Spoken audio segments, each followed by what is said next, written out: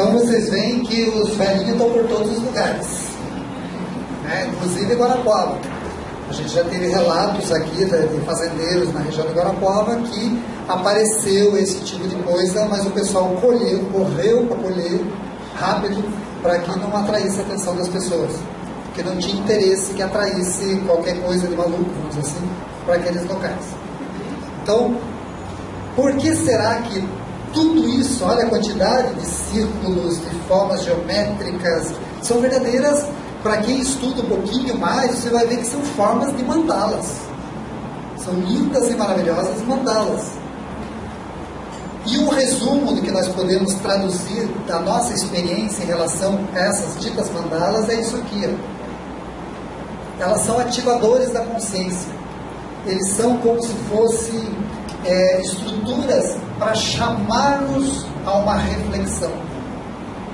Ou seja, tirar a gente da rotina, do dia a dia, da mesmice, e chamar a atenção para algo que está acontecendo, para que cada um de nós faça uma reflexão sobre o que realmente está acontecendo por aqui.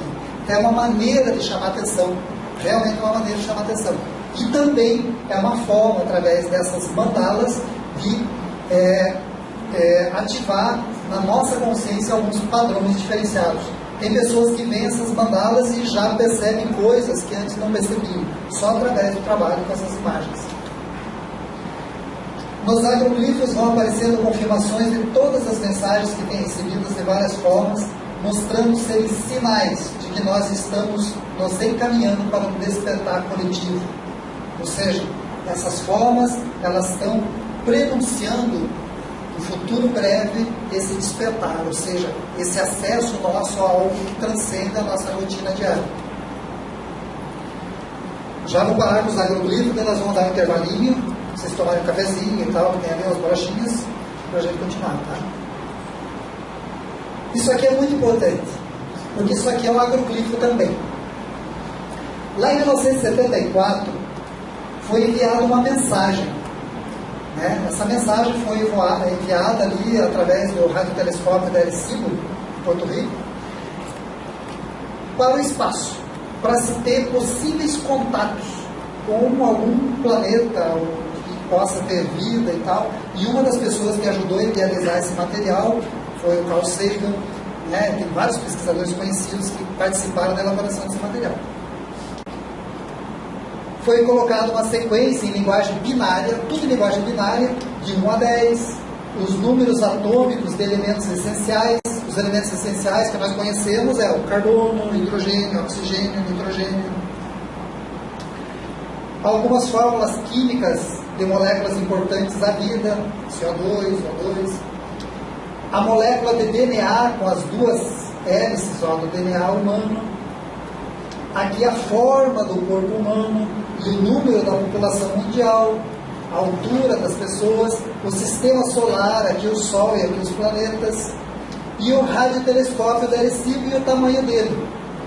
Esses foram os dados que foram mandados para o espaço por ondas de rádio, para tentar comunicação com algum povo, com alguma raça. Então imagine, foi emitido numa sequência de 20 terawatts, que é uma coisa assim absurda em termos de potência. São milhões de watts de potência que se mandou essa imagem para o espaço. Talvez seja o primeiro caso cientificamente provado de contato que nós tivemos. Em 2001, tivemos a manifestação disso aqui, lá em Sheffield, na Inglaterra, que é um local onde aparecem esses crop circles também. Olha o que apareceu lá e olha o que apareceu ali. Uma das imagens que apareceu no círculo, se vocês verem, é muito parecido com aquele rosto que foi descoberto lá em Marte. Ficou bastante famoso e tal, aquela face, que apareceu em Marte, naquela missão da Viking, que filmou, que fotografou, e todo mundo, nossa, tem uma esfinge lá em Marte e tal. E eles pegaram a imagem e fizeram isso nos círculos das plantações. Mas também, 2001, a mensagem foi mandada em 1974. Em 2001 veio o retorno. dá o que? 26 anos, por aí, 20 e poucos anos, né? Veio aqui a resposta. Na resposta, isso aqui é o que foi enviado, isso aqui é o que veio para nós de retorno. Então, os números de 1 a 10 aparecem exatamente na mesma formação. Os elementos da vida foram mudados, estão diferentes, mantendo todos o que a gente mandou e inseriram mais o silício, como sendo um elemento vital para esses seres. E a gente sabe que o silício está em tudo, né? Hoje já o silício é usado até na proteção de plantas, toda a nossa tecnologia é baseada em silício.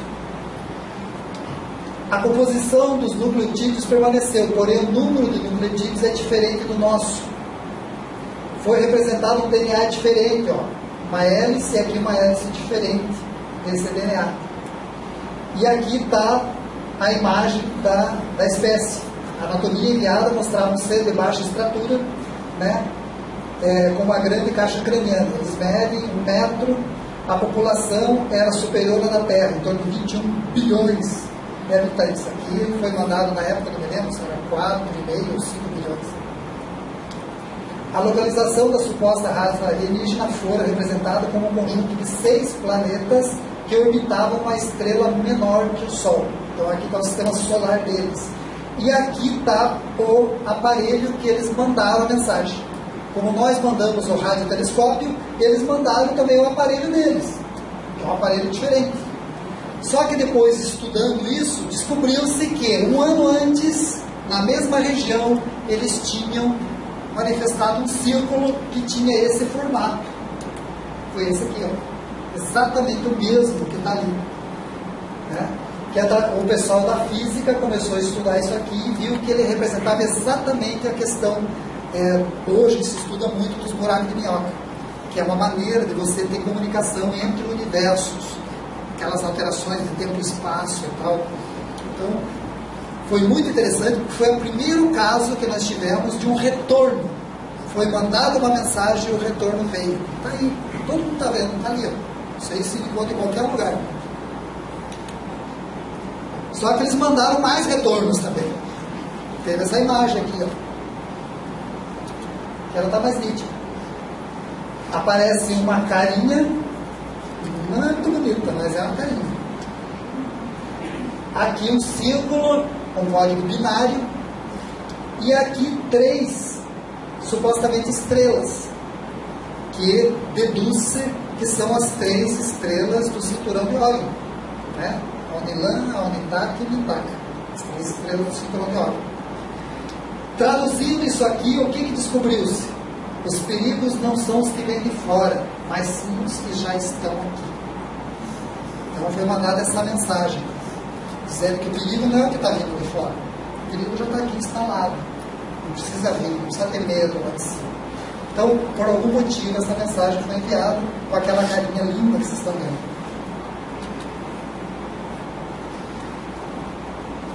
Então, esses caras que estão mandando essas mensagens, eles conhecem a nossa história.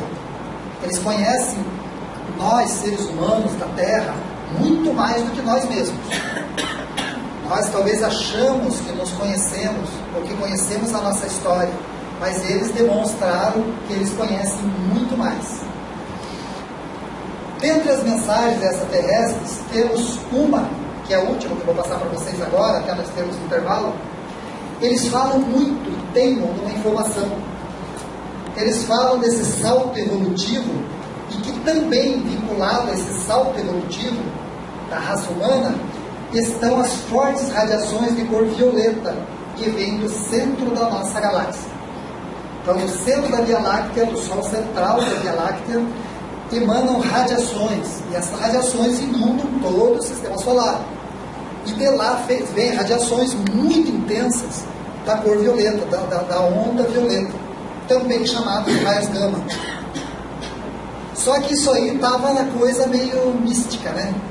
O pessoal lidando com violeta é nova era, e né? Aquele troço lindo, Saint Germain, não sei o quê. Pois bem, foi mandado um radiotelescópio chamado Fermi para investigar o centro da nossa galáxia. e ele foi enviado naquele sentido. Lógico que ele não chegou, ele não vai chegar lá tão cedo, né?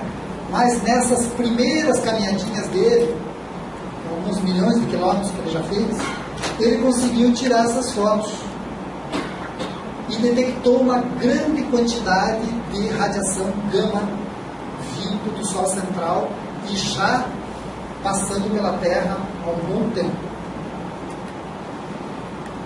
Deduz-se que essas radiações, elas estão provocando já desde os anos 50 para cá, só que ultimamente com uma maior intensidade, porque as radiações estão muito intensas, segundo esse aparelho que foi enviado, agora ela está no ápice dessas radiações, que começa a provocar alterações não só em nós, né, que somos mamíferos, como também em todas as criaturas que habitam a Terra. E se você começa a investigar o que está acontecendo de coisas diferentes por aí, você vai chegar a alguma coisa que eu acho bem interessante. Medusas, seres, né, que todo mundo até desconsidera, não leva muito elas a sério, só acham lindinhas. O pessoal adora agarrar esses tentáculos, porque isso dá um prazer enorme, né? No mundo inteiro, onde tem centrais nucleares, por incrível que pareça, principalmente no hemisfério norte, milhões e milhões de medusas estão atacando as entradas de água do mar que refrigera essas centrais nucleares. Não sei se sabe, mas a água do mar entra, refrigera uma central nuclear, supostamente é tirada a radiação e é devolvida para o mar, né? Não sei se sabe disso. Por que as usinas normalmente são perto do mar? Pois bem, as medusas estão entupindo esses canais, e milhões delas. E isso é coisa nova. Tem notícias aí de 4, 5 anos para cá, e todos os anos sai notícia de alguma central na América do Norte, ou então na Europa, que está sendo atacada por medusas. Da onde que esses seres tiraram a inteligência de se unir e ir contra uma coisa que é extremamente nociva para o planeta Terra? Será que é uma coincidência? Os nossos colegas orangotangos, né, os ancestrais mais próximos da nossa raça, em vários locais onde eles estão, onde se trabalha com orangotangos, está se vendo que eles estão conseguindo ter uma comunicação muito mais fluídica conosco do que antigamente. Inclusive, eles estão usando muito linguagens de sinal e de mímica. E tem pesquisadores conversando com orangotangos, com aqueles... Não, eles fazem sinaizinhos assim, que é aquele programinha que aparece que ele está falando. Então, imagine se chegar lá, o orangotango, ele está querendo um copo de suco bem gostoso e tal, né? Uma banana bem madura. Isso está acontecendo. Se vocês estudarem um pouco o macaco, o pessoal da biologia, aí, não sei se tem alguém que estuda biologia, começa a investigar um pouco a vida dos macacos. Baleias brancas. Baleias brancas dessa espécie, a beluga, as branquinhas bonitinhas, né? Elas se adaptaram na convívio com o ser humano, elas conseguiram modificar a mecânica da voz delas e produzem sons parecidos com a fala humana. Tanto que teve vários casos dos mergulhadores desses locais que eles trabalham com as baleias, que o mergulhador foi lá e tal e fechou um certo portão e voltou. Quando chegou lá, mas por que você fechou aquele portão? Lembra, vocês mandaram fechar o portão, eu escutei. Daí eles foram ver, as baleias estavam emitindo um som similar à voz humana que dava a entender, na língua deles, em inglês, como que é fechar o portão. Quem fala inglês, beleza, fecha o portão como que é em inglês, né? Então era esse som que elas estavam fazendo. E outras coisas mais. Baleia. A gente sabe que baleia é um ser extremamente evoluído. Né? A nível de cérebro e de percepção, ela é muito mais evoluída que a gente, até. Ela tem percepções muito superiores. E elas já estão começando a fazer sons parecidos com a fala humana. E esse elefante fantástico, quem que já viu ele falando? Se eu não souber, eu devia ter nascido eles falando para vocês verem. Mas pesquisem, anotem aí, vão pesquisar na internet o que vocês acham dos filmes. Vocês vão ver que esse elefante aqui, ó, Lá na Coreia, lógico, tem bastante elefante, eles usam elefante para passear na avenida, né, para visitar os parentes, elefante para puxar tora, para ir no mercado, quer dizer, elefante lá é moto, eles usam em tudo que é lugar. E os elefantes começaram a acostumar com o povo, com aquele jeitinho deles falar, que eu não sei falar coreano, quem já falou coreano deve imaginar o que é. E o elefante, ele enfia a tromba na boca e começa a emitir um som deles, e fala com os caras, para jogar bola, para dar comida e tal, com a voz em coreano. Pesquisem isso, vão ficar maravilhados. E agora, coisas recentes, antigamente não tinha isso, e hoje tem.